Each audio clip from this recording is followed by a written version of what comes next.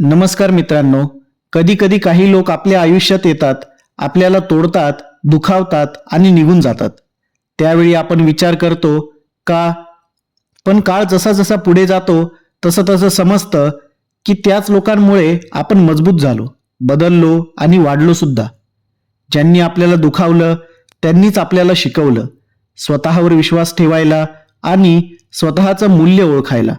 म्हणूनच आज मी म्हणतो, धन्यवाद त्या लोकांना ज्यांच्यामुळे मी वाढलो.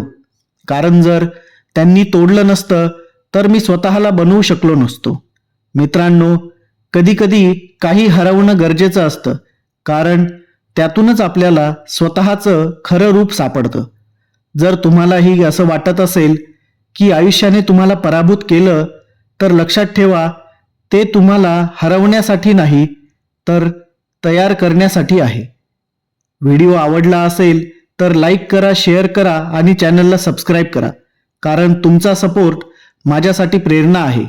धन्यवाद.